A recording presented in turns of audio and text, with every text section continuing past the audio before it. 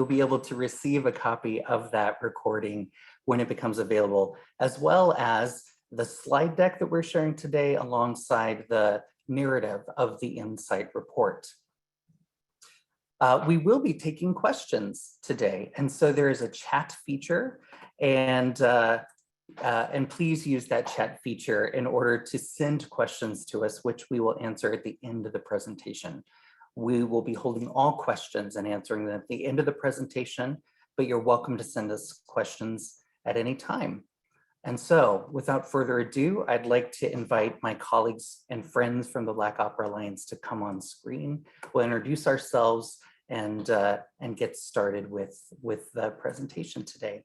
First, let me just introduce, again, a good friend and colleague, Dr. Derrel Acon, who is a board member of the Black Opera Alliance and has been deeply involved in our partnership and our work together. Hi, Derrel, good afternoon. Hi, Jim. Thank you. I'm very excited to be here and to share the next Insight report. I was on the first presentation as well, and so there are some exciting updates, some updates that are a little troubling, and I'm excited to dig into those as well. But I also want to take this time to introduce a colleague of mine, one of the great members of the Black Opera Alliance, and also one of the members of our data team at Black Opera Alliance in Ibukun, Babalola. Hi, everyone. Excited to be here. So Jim, I think we can move right into the presentation, and we'll start with Ibukun. We'll talk just a little bit about Black Opera Alliance, our mission, and how we got started. So Black Opera Alliance was born during the pandemic out of this movement for racial equity and justice, sort of across all industries and in all facets of society. Black opera artists found a need for that within the opera community. And so we got together and put our energy and our hearts together to form this alliance. So the mission of the Black Opera Alliance is to empower Black classical artists and administrators by exposing systems of racial inequality or inequity and underrepresentation of the African diaspora in all facets of the industry, and challenging institutions to implement drastic change. And so we answered the call. We saw a need and realized that we are really stronger together. And when we band together and there's strength in numbers, and we're able to sort of go to our industry, speak to the issues that we see, speak to our experiences, and start making some moves. We started with an open letter to Richard Tucker Foundation, and sort of have gone on from there and have advocated for our own community, have joined with other communities, underrepresented communities, and really seen a great response and a great push forward within the community and also within the industry at large. Awesome. Thanks, Ibukun. And so, you know, this is great work. So please support us. We just celebrated our 1-year anniversary, and I am just so proud of the progress of the organization, and even prouder of what I see being its future and the effect and impact it has and will continue to have, not only the opera industry, but hopefully the performing arts sector more broadly. And so if you want to support us, you can sign our pledge, and go to blackoperaalliance.org/pledge. That looks differently if you are a leader in the industry at an opera company. Then there's a certain version of the pledge that you can sign to commit yourself and your company to this work. And if you're just a supporter or an ally, you know, or someone wants to be involved, there's another version of the pledge that's in the form of a petition that you can sign using that same link. A second way to support us is to donate. As with any nonprofit organization, especially a young grassroots organization, if you would like to donate to Black Opera Alliance, go to blackoperaalliance.org/donate.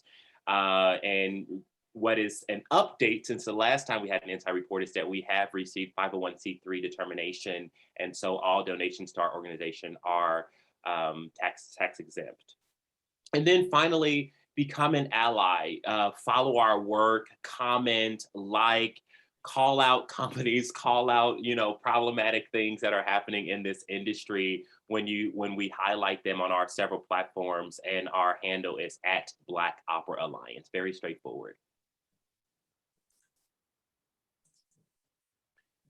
And so I think most folks who know about our work know about this pledge for racial equity and systemic change in opera. It continues to be the centerpiece of our engagement with the industry. This is a pledge that outlined tenets of what we believe to be core to racial equity and that progress in the industry. And we outline some barriers and ask companies to commit to addressing those barriers, right? And so a lot of the work you'll see today, a lot of the data you'll see today is a response to how companies have begun to do that work and how, unfortunately, some companies have chosen not to do that work or chosen to do that work quite poorly.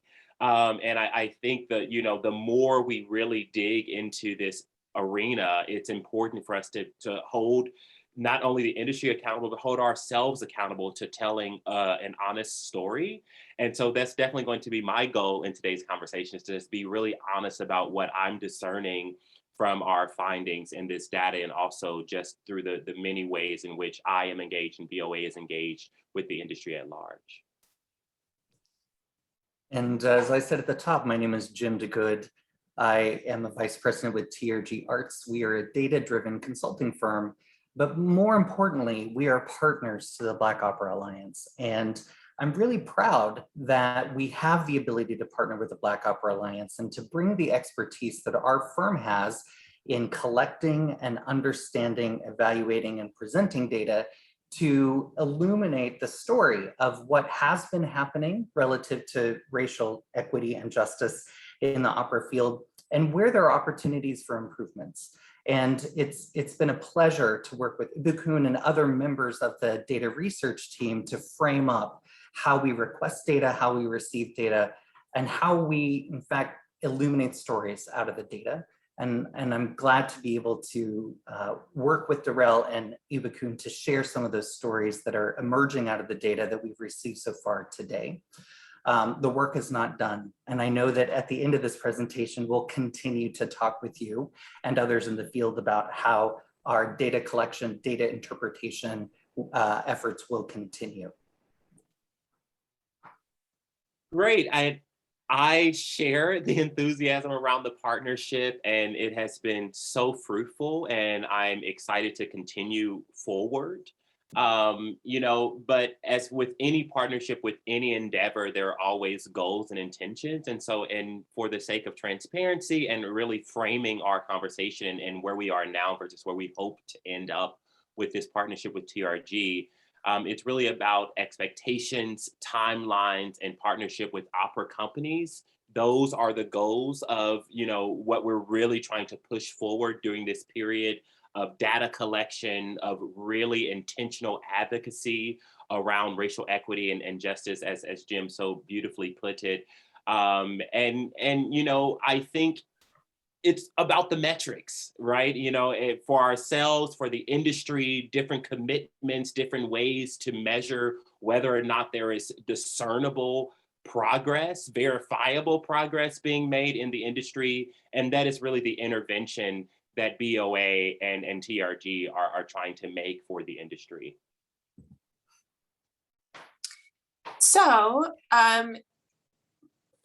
this movement was sort of born on social media, and our generation has used social media really well, sort of use it as a tool to share stories and as a tool of accountability. And so that's what we've done. So we're using our social media, primarily our Facebook and our Instagram, to communicate with our community and also with the industry at large, to communicate with them about the status of the pledge, namely the status of companies who have signed on to the pledge or who are in progress or who has not responded.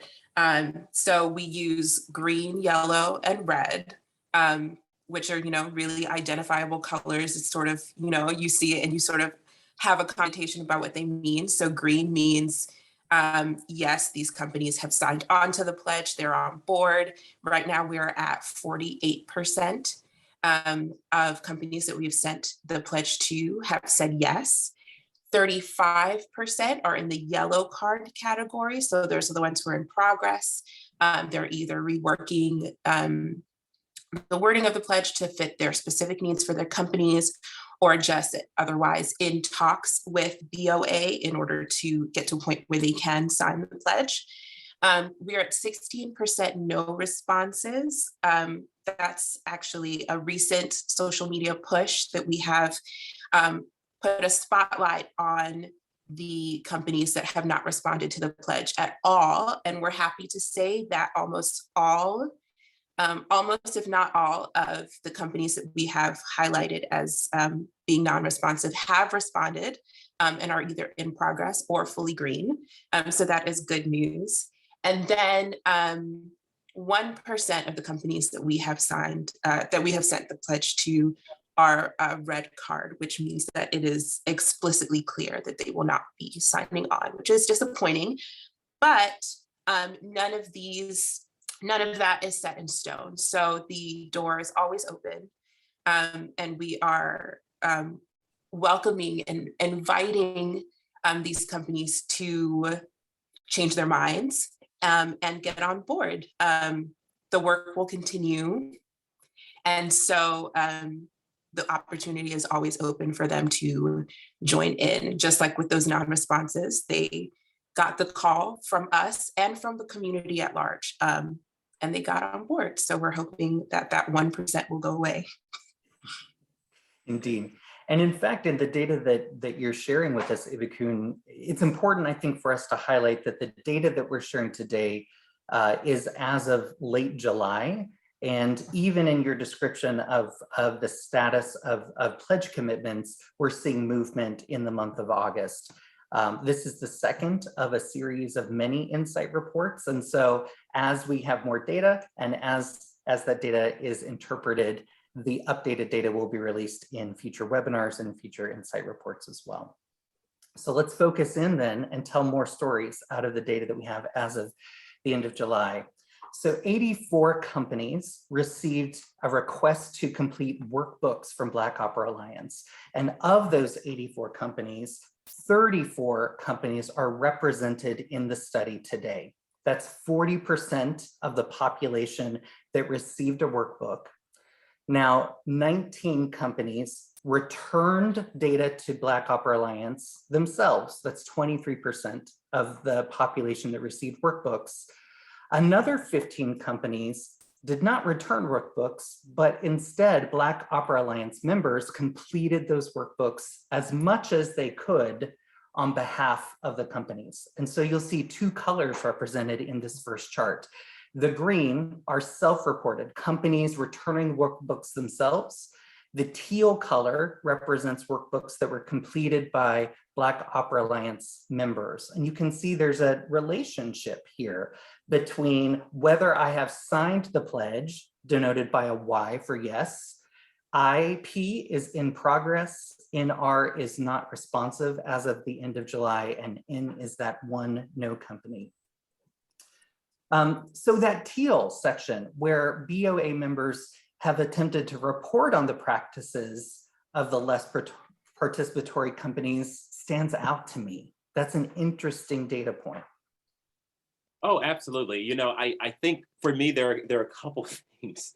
One is that it's unfortunate that BOA has had to step forward completely for all of the non-responsive companies, because an interesting narrative that exists in the industry is that a lot of these companies are non-responsive or are reluctant to sign on to something like a pledge like ours because they're already doing the work, quote unquote. That phrase is something you'll hear so ubiquitously in the industry. They're doing the work. And it's clearly, if they were doing the work, these workbooks, they would be able to fill out these workbooks with a relative ease, and that's clearly not happening. And it's a little disheartening to me, but it's not surprising.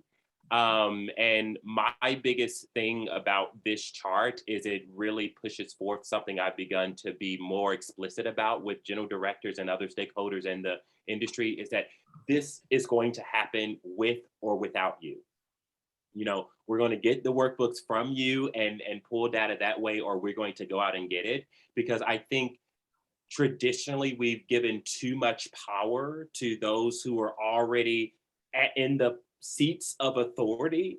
And when we do that, we sort of perpetuate these systems where they can do this work when they feel like it, and like back out of this work when they are no longer feeling like it, or if the pressure becomes too strong, as we will see in some of these other data sets later in this presentation, where companies are quite literally emphasizing the parts of their data, the parts of this work, the parts of engagement with how we're doing this work that show their companies in a good light, and very strategically omitting the parts of this work that, you know, would do the opposite, which is an unfortunate approach.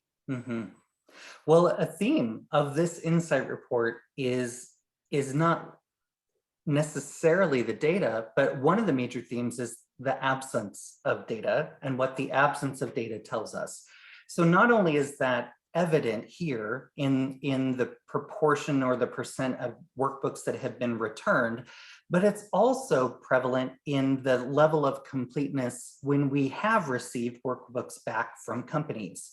The second chart shows us that when we receive workbooks back, whether they're from companies directly or from Black Opera Alliance members, only 41% of all of the information that we've requested is complete and usable for insight, which I think in and of itself is also telling, Derrel, based on the observation that you just had. We at TRG work with data all the time, request data from our clients all the time, and inevitably there are sections of data requests that are forgotten or skipped over or subordinated for other purposes. But 41% completeness really stands out to me as something we rarely see. Yeah, and you know, I'm going to stop myself from being too provocative here, but you know, in addition to your own experiences with TRG, I also happen to be someone who has connections with Opera America, and I know they've sent out data, some data like collection that's rather similar to ours, and they got completion rates at a much higher rate, like really awesome rates actually. And I think it would be important for us to take a real hard, honest look at what the differences are between who's asking for the data and what the data is, how it's being framed. And I think that'll give you all the information you need in terms of how this worked, even as so many companies and individuals and leaders perform advocacy, is what I'm starting to call it. You know, it really, the proof is in the pudding, and like, what are people actually doing? What are you actually committed to this work, giving us holistic data sets? Are you actually just doing enough to get your company in the in progress category, or get your company on a list of companies that have participated in some way? You know, it really is, it's an unfortunate thing for us to have to like kind of navigate now, because now we have this muddied space where it's no longer about, is this company participating or is this company not participating, but rather, is this company giving us the information we're requesting? Are they cherry picking what they think is going to make them look good? And Jim, I would love if you speak briefly what you used, this phrase that I love, passive participation, which I think is so relevant to what we're seeing here. Yeah, sure. So, you know, when we look at the completion of data that we received back, it's really evident to me, especially when we look at the Y column, the yes column. These are companies that have committed to sign the pledge, that have signed the pledge, in fact. And if you look at the chart on the left, all of those companies self-reported data back to the Black Opera Alliance. The chart on the right says that even though all of the companies that sent data back have signed the pledge and it's self-reported data, you can clearly see that there is hold back from total transparency into the way that the business operations and the hiring practices at those companies operates today, especially related to how we perceptually assign race to the artists that we employ. And so I know that Ibukun, you and Derrel will talk more about the importance of supplying that data later in the presentation. But what stands out to me here is the places where we have the most complete data are the places where Black Opera Alliance team members have advanced the work themselves.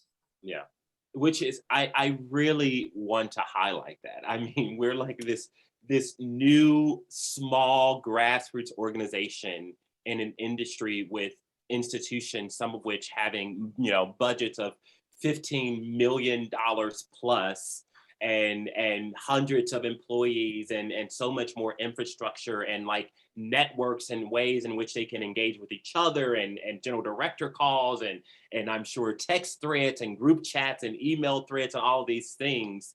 And yet this industry, even in the wake of what a lot of folks are calling a racial awakening, is allowing this small grassroots organization to take on the bulk of this data collection, even as we have curated these processes by which you can engage with us and provide us the information we need to continue to do this work for the industry. Even that very small ask of an entry point is not being treated fairly, honestly, if we're being super honest. It's not a fair approach right now. And because companies know that we as a small organization of all Black folks in this industry that is so white supremacist does not have requisite power to actually do much to hold them accountable to engaging with us in the ways in which we want them to engage with us.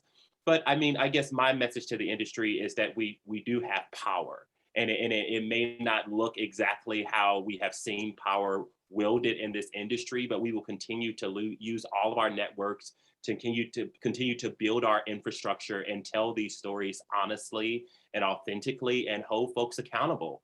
And so if you're listening to this, please just hop on the train authentically and like help us out, because we really are, you know, putting in a lot of work to get this done, because it's important to our membership, and it really is important by extension to the entire industry. Yeah, indeed. Because data completeness or the lack of data completeness is a major theme, we wanted to study, we wanted to understand the data that we did receive back that did have race designations assigned to artists. What is the relationship between the level of data completeness and the artists that are being hired? And what we see in the data is in fact some bias, even in the way that we're returning data. This chart it's just one axis. First, focus on the blue line. The blue line is the percentage of data that is complete or has classified race categories against artists that are hired. So all the way over to the left, those are 1% complete. If you are 0% complete, you're not in this data set. All the way over to the right, you can see data completeness jumps up to 92%. No one company returned workbooks to us with 100% of data and races assigned to artists in those workbooks.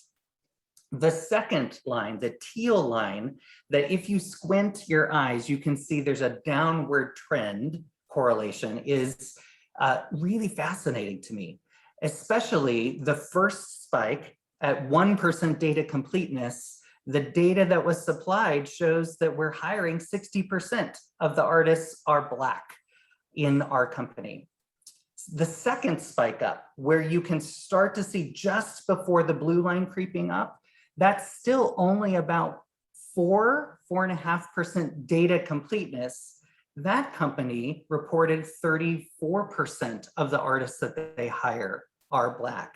what about all the other artists that weren't assigned? There's already a little bit of performative bias in the data that we're receiving back, with companies giving us the data that shows that they are hiring Black artists, but withholding data that shows that they perhaps are not hiring Black artists. And this chart really stood out to us as emphasizing some of the decisions and choices that might be being made by companies as they're completing those workbooks.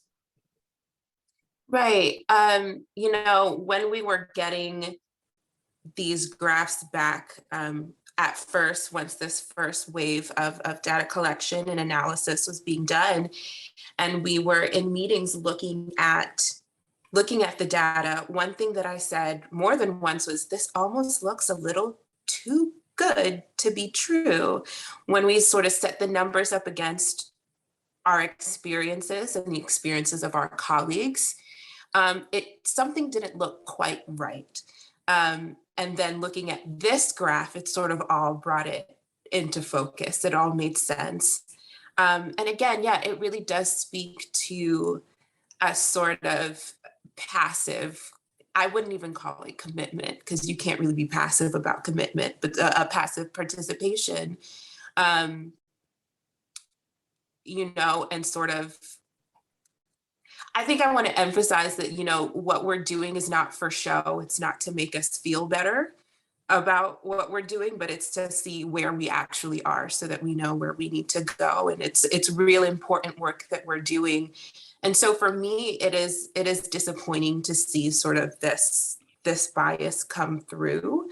I think it doesn't help anyone to sort of skew the data and make things look better than they are, because then we won't know where we need to go. And I think if we're going to commit to this work, then we need to commit wholeheartedly. And so this graph was disappointing. And so I hope that as we continue, as we get more complete data, as we get more earnest participation, then we'll get a better idea of where we really are, so we can have a better idea of the work that needs to get done, and we can work more efficiently that way. Indeed. Focusing now on the data that we do have and representing the data that we do have some companies that have assigned perceptual race data to the artists that they've hired. And again, if we relate that data to the status of the signing of the pledge, on its face, it appears that the companies that have signed the pledge are hiring a greater proportion of Black artists than those that have not. In this chart, you can see the proportion of artists hired by the race categories that are presented in those data collection workbooks that the Black Opera Alliance distributed. The blue stripe where there is a percentage label is the stripe that represents Black artists. And a reminder that in our first Insight report, the goal is for companies to hire in such a way that their hiring decisions represent the communities that they serve. Because this is an aggregate overview of the national trends, we related these practices back to the fact that 12% of Americans nationally are Black, related from the last census report. So the yes category is slightly better than the national trend. But again, the goal is not to get to 12%, it's to get to the level of representation of your individual company's community that you're serving. And yet on its face, the 13% seems good, question mark? Yeah, for me, no. Because, mostly in consideration of what we just discussed. And that we know that what we're getting back is already biased, cherry-picked data. And so even that data, and we also know that, some of our companies that are from some of these populations that have higher percentages of Black folks are some of our yeses. And so it would be a safe assumption, and of course we can go back and check the numbers to know this for sure, that our yes category, that percentage of Black folks should actually be larger than 13%, given the companies that exist in that category. And I think for me, like just thinking about the fact that the data we're getting back is biased and like almost false, and to still see that in progress and no non-responsive, or non-responsive is actually BOA. And so that of these charts, that is probably the most honest representation of where we actually stand, which is it's hard to really take in. And I just want to call folks' attention, like, let's look at this non-responsive category. These are folks who, you have this grassroots organization of almost 1,000 Black artists and administrators willing to put in the work, devote resources and time resources and financial resources to building out this process. And they have chosen not to respond to the call, and yet these are the truths of what they're doing, right? And I, even beyond Black, we see 6% Black, but even if you look at that entire non-white category, it's still at what, 15%? It's just like of non-white folks who hold roles in this industry. And you'll see when we talk about roles, we're not only talking about artistic, like roles, character roles, we're talking about all roles in the industry, artistic production, being on the stage, being behind the scenes, all of those roles. Generally, the most honest data we have is telling us that only 15% are of folks who are non-white. And I think it should give all of us pause. Yeah, well, let's go directly where you're referencing, Derrel, which is with the production level data. We did ask companies to provide the number of people that it takes to put on an opera production, the roles that they fulfill, and then to assign perceptual race categories to each of those artists. This is how, in the data that we received back, the opportunities for employment across all of the opportunities weighted out. So again, because it's incomplete data, we know that it's not every role that goes into mounting an operatic production, but really we want to focus on the two that represent the most opportunity for any artist. And those are in the artistic production realm and certainly in the principal singer realm.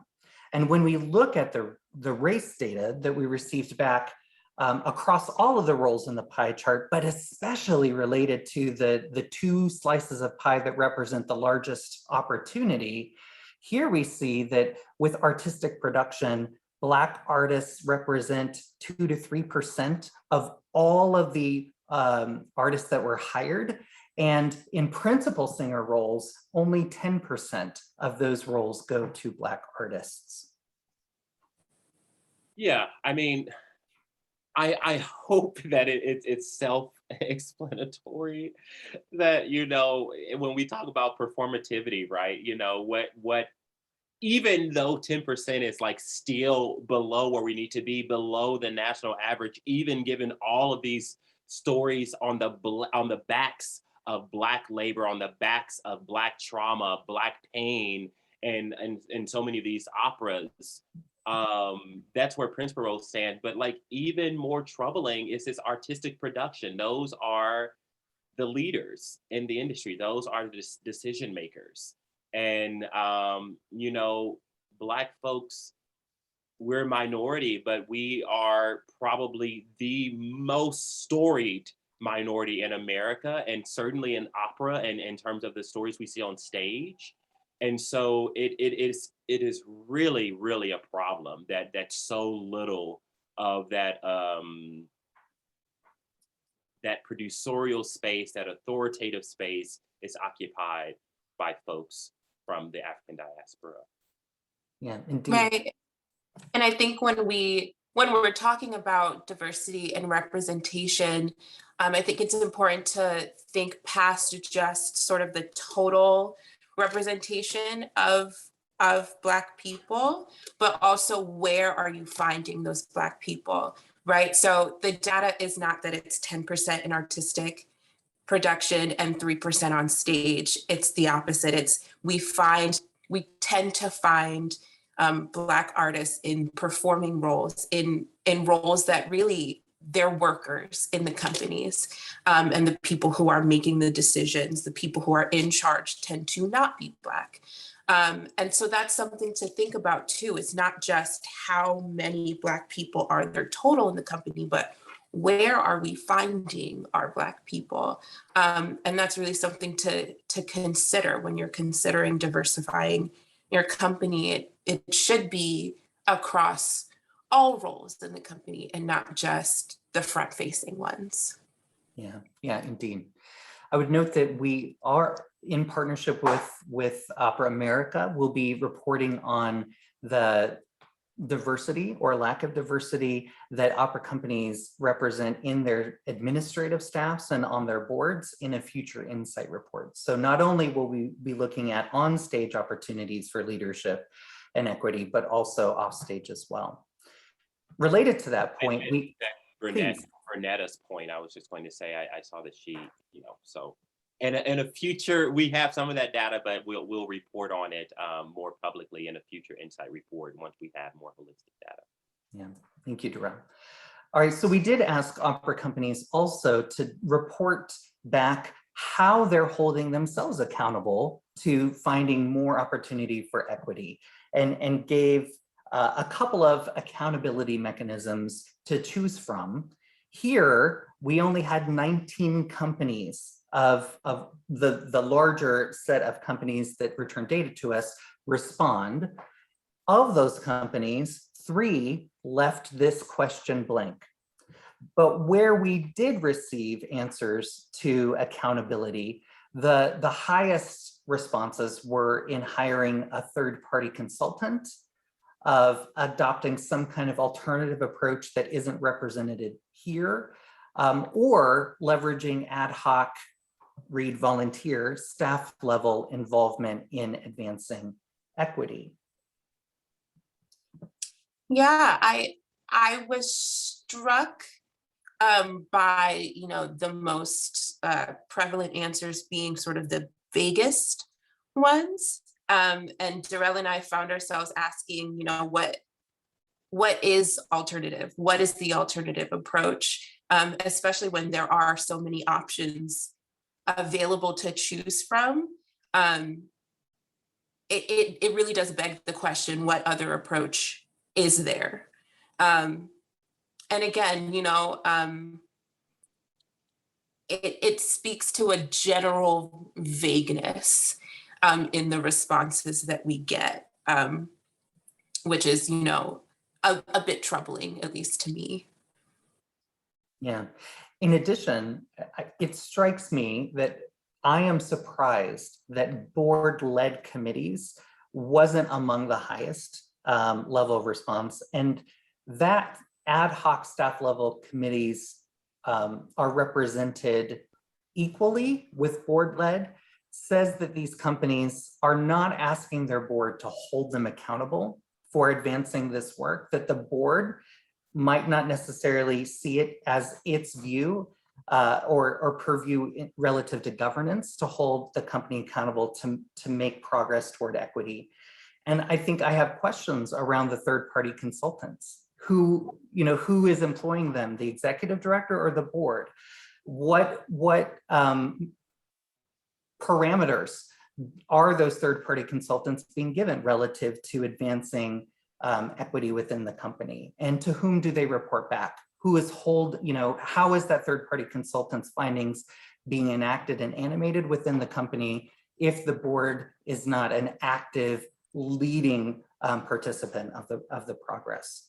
And that's a really, really important point, Jim, because what it gets at is the difference between an authentic commitment on behalf of an organization to a cause, to a value, versus a situational response to a problem, which would be handled at the administrative level, right? And we're seeing so much of the latter, which gives folks who have seen this happen, not only in opera, but in larger pockets of advocacy, where the majority group, the majority spaces, privileged spaces respond in the moment just to get themselves out of trouble without actually self-reflecting and trying to correct systemic problems. And it's you know, this is stuff that a lot of us know to be true, but it's really interesting for folks to be held to account using data as evidence. Yeah. Going back to the point that Ibukun you made around Black artists being hired as workers relative to the principal singer role, relative to the chorus and other roles that we know that Black artists are being hired for, we also ask these companies to report on the training that they offer other artists who help Black artists present well on stage, and what level of training those companies are offering these designers and technicians to ensure that Black artists represent well and they're able to be seen as well as beautifully heard on stage in all the ways that we want them to be seen. And what struck me is that this wasn't 100%. Even though only 19 companies answered this question, we didn't get 100% participation in any one of these training areas. And in fact, we had more companies leave this question blank than the previous question. Right. This was one of the slides that I looked at and said, that seems a little too good.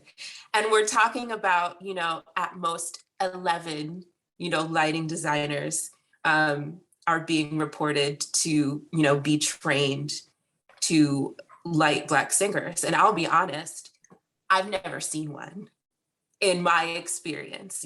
I have never worked with a makeup artist that specifically knew how to put makeup on my skin. And so seeing that there are 10 was surprising because I've never seen one.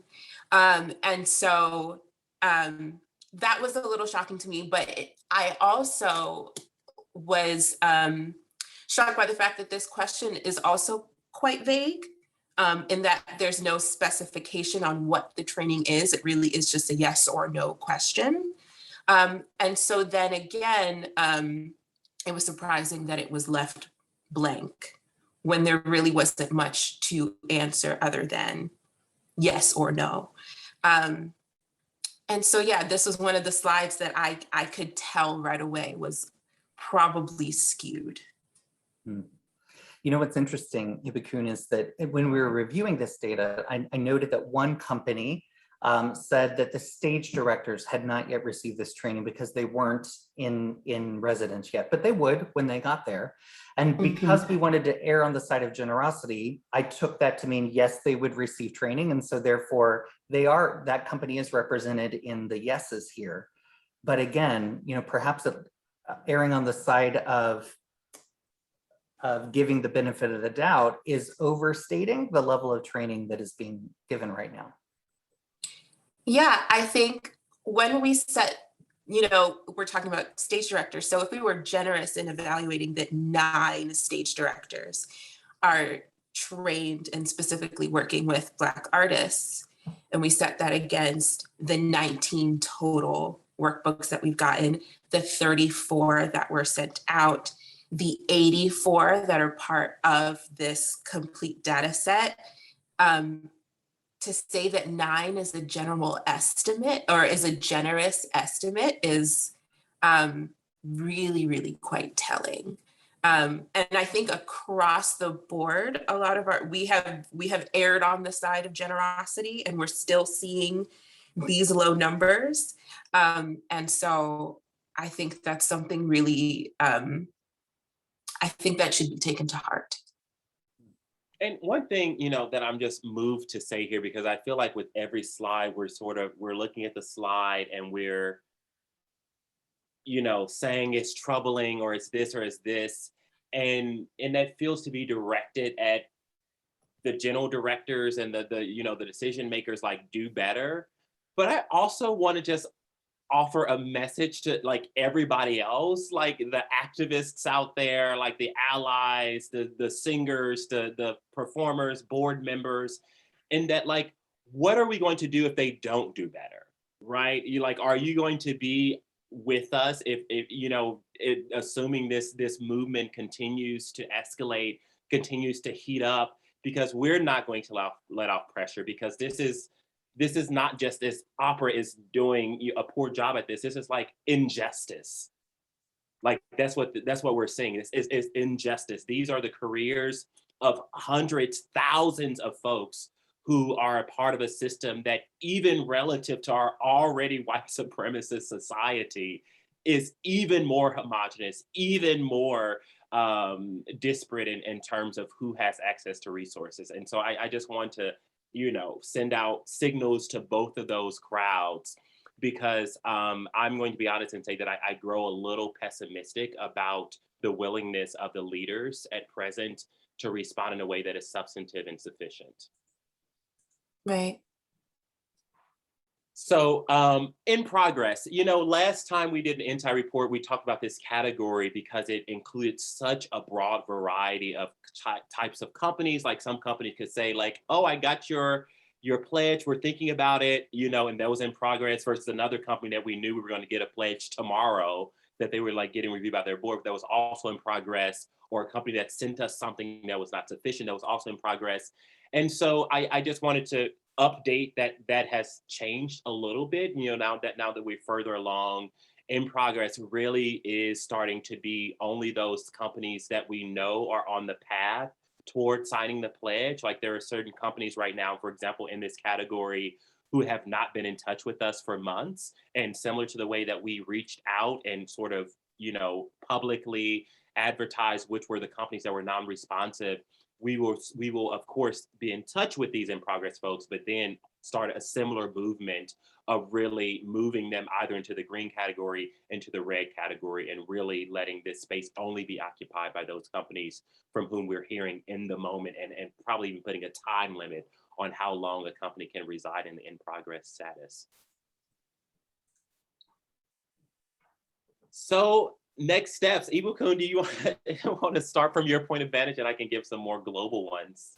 Sure. So, of course, we are continuing with our data collection, inviting more companies to participate and complete their workbooks and send it back to us.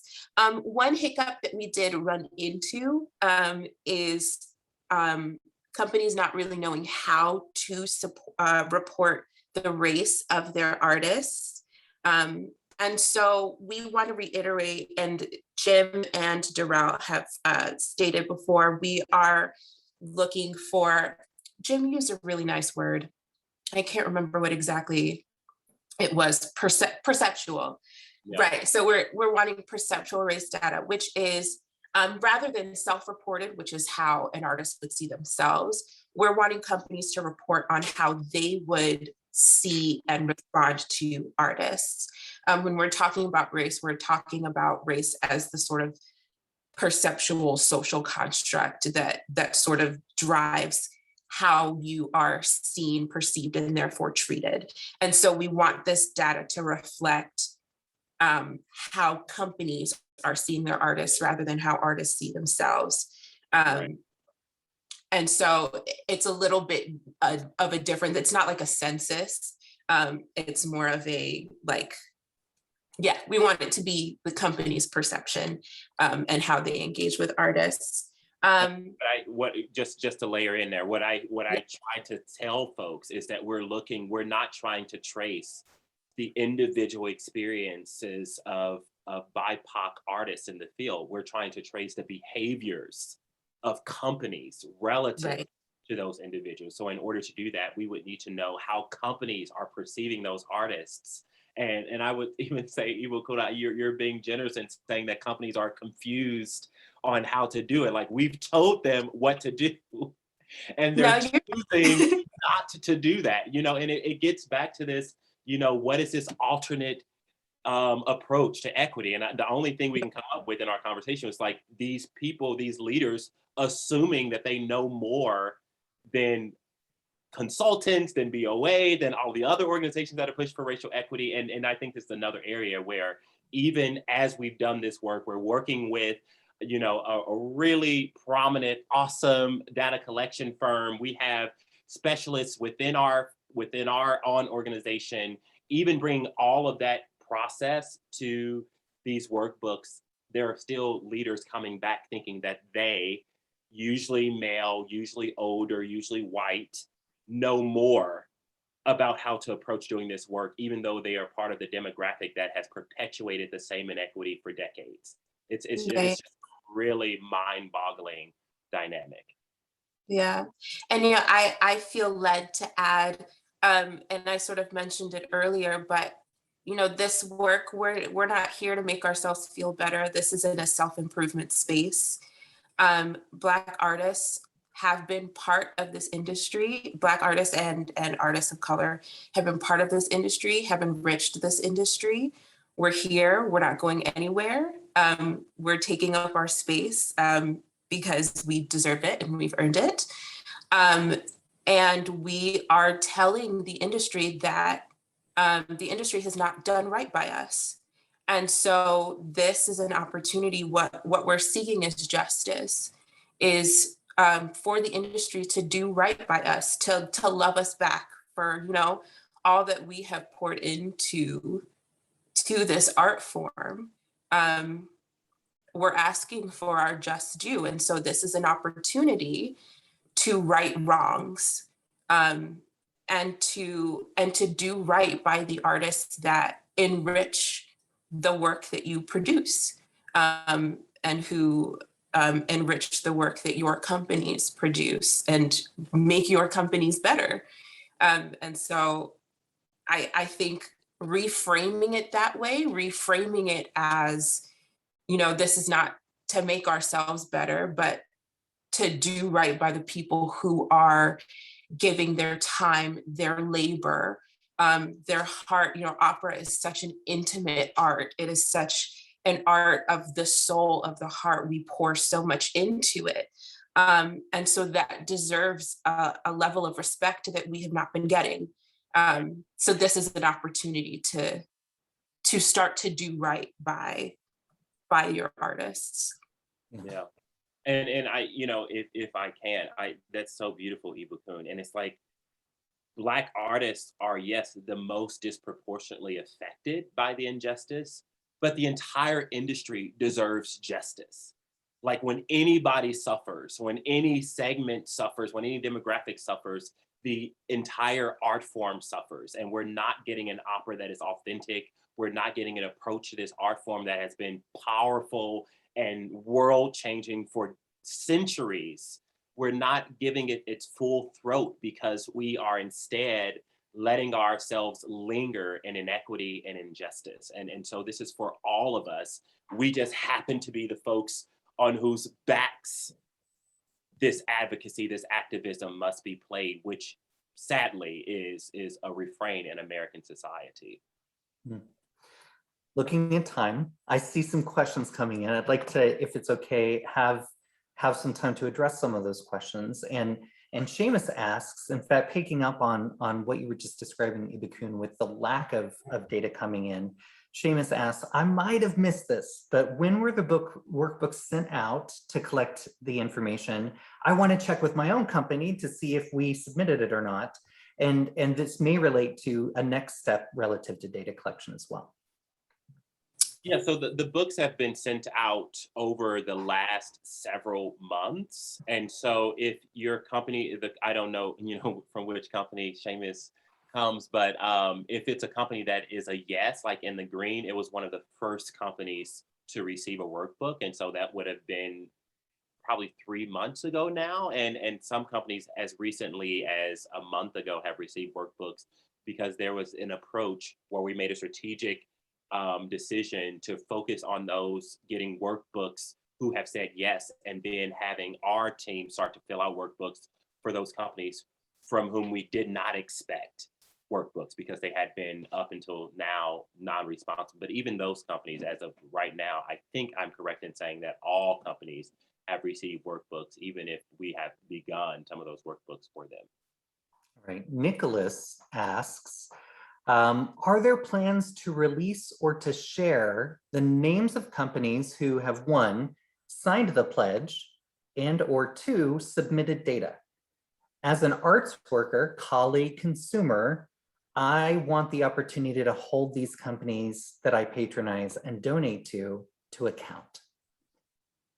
Right. So the status of whether or not they've signed the pledge, you can find, we're naming them by name on our Instagram. So those are those green, yellow, and red cards. And so, yeah, so we are naming the companies who have signed, are in progress, or have said no. There are a couple of red cards on our Instagram. Um, I'm not sure when we are planning. Derrel, you can speak to sort of Yeah. the data and when we're doing that.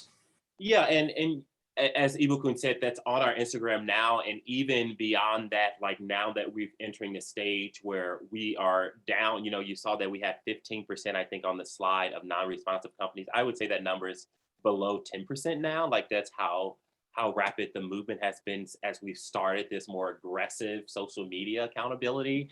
And so now that that number is down so low, we are also planning to house a portal on our website, blackopperalliance.org, that shows the status of every company, where you could be able to like click on a company, see, where they are, whether they signed the pledge, all kinds of things about that company, a profile. The data, whether or not a company has filled out a data collection workbook, is something we're still in conversation about how to hold companies accountable for that if we do, because that's actually technically not something that's not a requirement of our pledge. And it's something that, for example, Jim spoke earlier to this data collection that Opera America is doing. And so some companies have given us parts of what they've already done for Opera America. There have been other conversations that are very nuanced of why companies feel that in this particular moment they need to take a couple more steps before they're willing to reach out to their staff or reach out to their boards with more surveying, whether that's turnover that's anticipated or feel like they're over asking of their workers, of their boards. And so, with all of that in mind, we don't really, dissimilar to the pledge where it's like, it's very clear you've signed, you told us you're about to sign, or you haven't signed, versus, data collection where we're going to get the information one way or the other. And we hope companies come on board. But even if they don't, you will see the data for these companies, whether from BOA or from them directly. All right. We have And if I may add, oh, sorry. Are we out of time? almost, Ibukun. Go ahead. I just wanted to add real quick, if I can encourage you to, if you're dealing with companies in your own community, ask them directly. That's something that I, as an artist, have started to do, as well as my colleagues. The last time I did a live audition, I sent them an email and asked what their progress on the pledge was. And I think social media can sometimes feel a little vague and maybe ignorable if you just like turn off the app. But if they're getting pressure from their from their communities directly, I think that can be really impactful and really powerful. So I want to encourage you to do that as well. All right, we have two more questions that I'm going to advance to the Black Opera Alliance team offline, and we can answer in follow-up to this webinar. If you have other questions, Derrel and Ibukun, where can participants send those questions to have them answered by your team? Please send any questions or inquiries or comments or call outs or whatever to info@blackopperalliance.org. info@blackopperalliance.org. Wonderful. So we'll follow up with those questions that are unanswered today. We'll close those loops with you. And if you have additional questions that address that Derrel just shared with you. Again, thank you for joining our webinar today. A recording and a copy of the deck that we reviewed together will be distributed after today, along with the full insight report. And we appreciate you joining us. We appreciate the questions, and we look forward to you helping us advance equity as this process moves forward. Have good days, everyone.